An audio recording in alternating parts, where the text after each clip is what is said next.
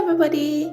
So I saw this viral video, and so today we are using some cords, a chain, and we are going to be making some UV resin necklace. We're going to try and create that viral UV resin necklace. So let's get started. So to start off, I had to figure out a way to get the cords to hang in the hair because that is the key to creating this necklace.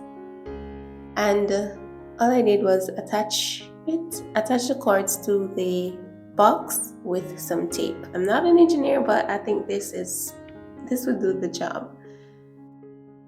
I have the UV light set up and I'm using three different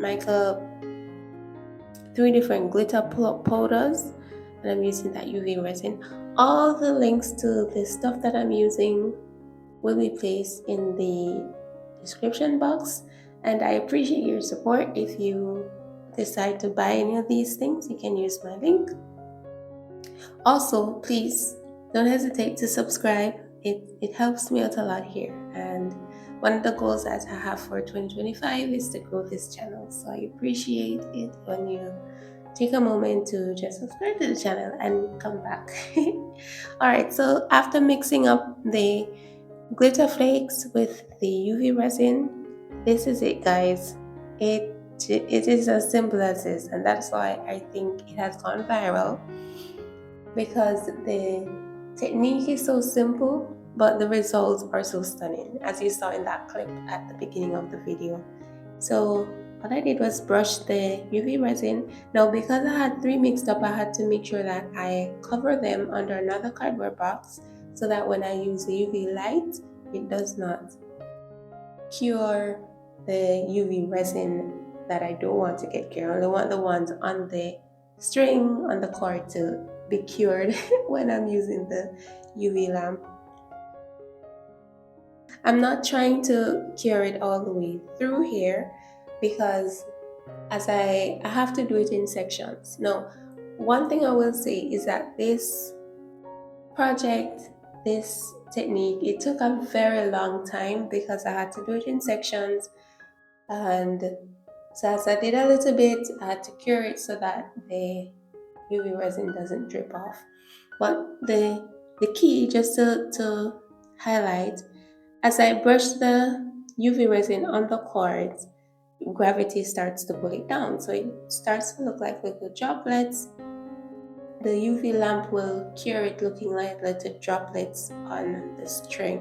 So that's pretty much it, and yeah, it's pretty simple, but I think it's pretty cute.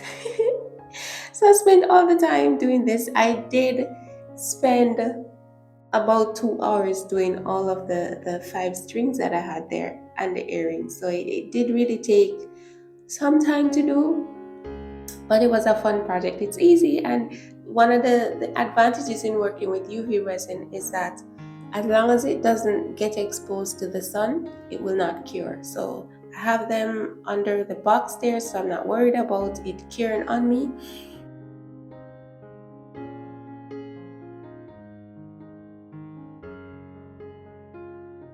This project, it takes patience, and in order to clean my brush, I initially intended to use 3 different brushes, but then I'm like, nope, I don't want to ruin 3 brushes, so let me just clean this one, use one, and I'm just spraying.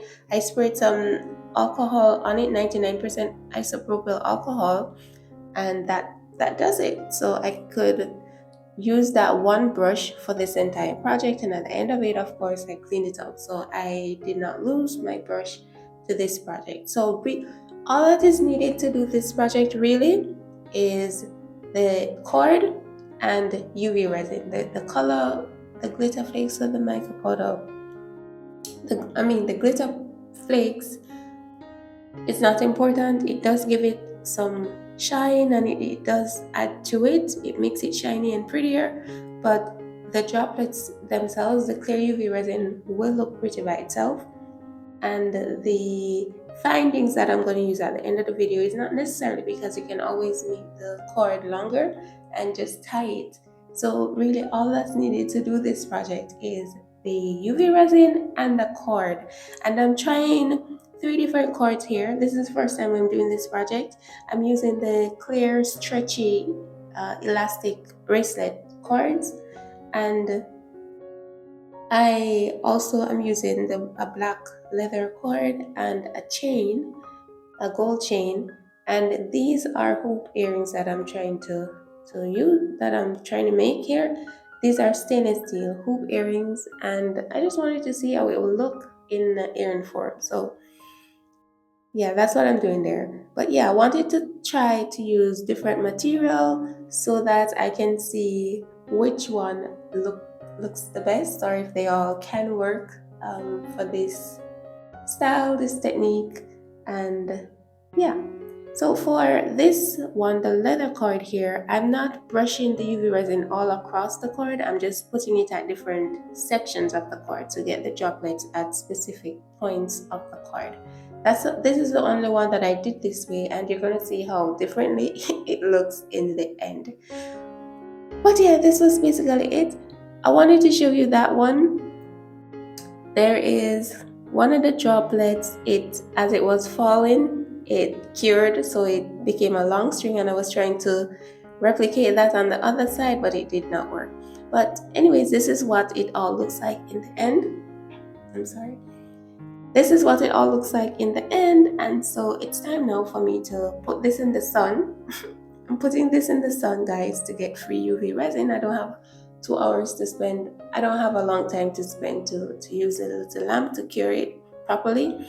So I just put it outside in the sun, and this is about 2 hours later that I am assembling it. And all I'm doing is just adding some jewelry findings to it.